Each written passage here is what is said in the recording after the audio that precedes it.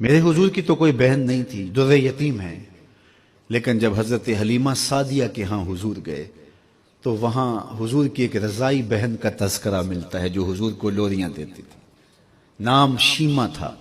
تو شام کے وقت جب خواتین کھانا پکانے میں مصروف ہونے لگتی تو بہنیں ویر اٹھا کر کے باہر لے جاتی۔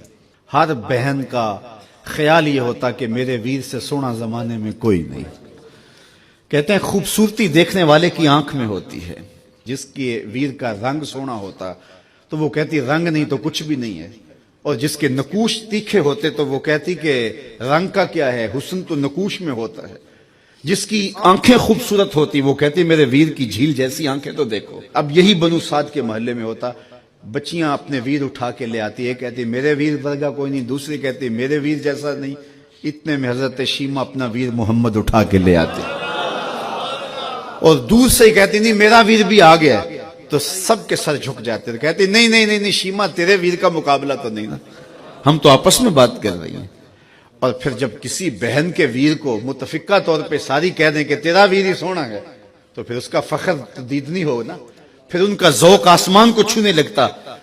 ابن حشام سیرت کی سب سے پہلی کتاب ہے، اس میں یہ واقعہ لکھا ہے کہ پھر حضرت شیمہ حضور کو اپنی آغوش میں لے کے سمیٹتی اور پھر چومتی اور پھر وہ لوری دیتی، اور وہ لوری کے لفظ بھی لکھے ہیں، ربنا ابق لنا محمدا حتی اراہ یافعا و امردا، اللہ میرے ویر محمد کو سلامت رکھنا۔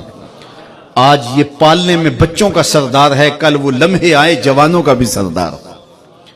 اور پھر جھوم جاتی اور کیا خوشی ان کی دیتنی ہوتی۔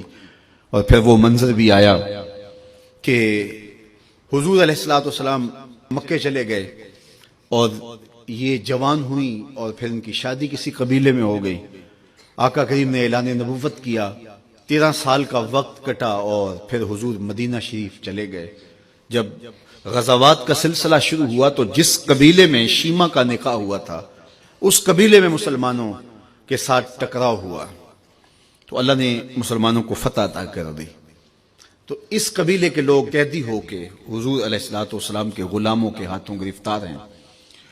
تو یہ اپنے قیدیوں کو چھڑانے کے لیے قبیلے کے سردار ایک ایک گھر سے فدیے کے لیے رقم جمع کر رہے ہیں۔ چلتے چلتے شیمہ کے گھر بھی پہنچے جو کہ ایک عمر کا حصہ گزار چکی تھی، اور جا کے کہا کہ اتنا حصہ آپ کا بھی آتا ہے۔ کہا کس لیے؟ کہا وہ جو لڑائی ہوئی ہے اتنے ہمارے بندے گرفتار ہو گئے ہیں تو ان کو چھڑانا ہے۔ تو چلتے چلتے باتوں میں کسی کے لبوں پہ حضور کا نام آ گیا تو شیمہ نے کہا اچھا انہوں نے تمہارے لوگ پکڑے؟ کہا ہاں۔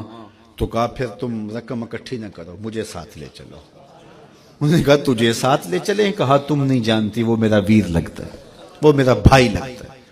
قوم کے سرداروں کے ساتھ حضرت شیمہ حضور کے نوری خیموں کی جانب جا رہی ہیں اور صحابہ ننگی تلواروں سے پہرا دے رہے۔ یہ مکی دور تو تھا نہیں، یہ مدنی دور تھا۔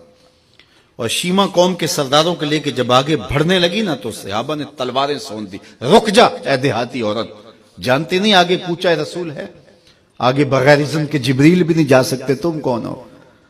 تو شیمہ نے جو لفظ کہے وہ لفظ نہیں ہے، اس نے کہا خلو سبیلی وَعَلَمُوا أَنَا أُخْتُ نَبِيِّكُمْ، میری راہیں چھوڑ دو، تم جانتے نہیں میں تمہارے نبی کی باجی لگتی ہوں۔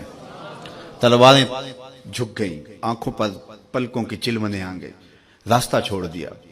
حضور کے خیمہ نوری میں داخل ہوئی تو حضور نے دیکھا، پہچان لیا، اٹھ کے کھڑے ہو گئے۔ فرمایا بہن کیسے آنا ہوا؟ آپ کے لوگوں نے ہمارے کچھ بندے پکڑے ہیں، چھڑانے آئی ہیں۔ تو فرمایا بہن تو نے زحمت گوارا کیوں کی؟ تو پیغام بھیج دیتی میں یوں ہی چھوڑ دیتا، لیکن تم آ گئی ہو، اچھا ہوا ملاقات ہوئی۔ پھر حضور نے قیدیوں کو چھوڑنے کا اعلان کیا اور کچھ گھوڑے اور چند جوڑے حضرت شیمہ کو حضور نے تحفے کے طور پہ دیے۔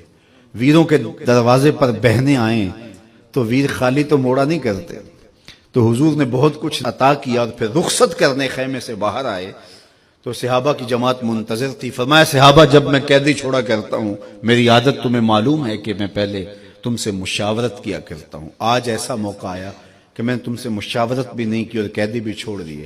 کہا جو چاہیں آپ کریں لیکن کیوں مشاورت نہیں فرمائی؟ حضور اگر ارشاد فرما دیں تو فرمایا اس لیے کہ میرے دروازے پہ میری بہن آ گئی تھی۔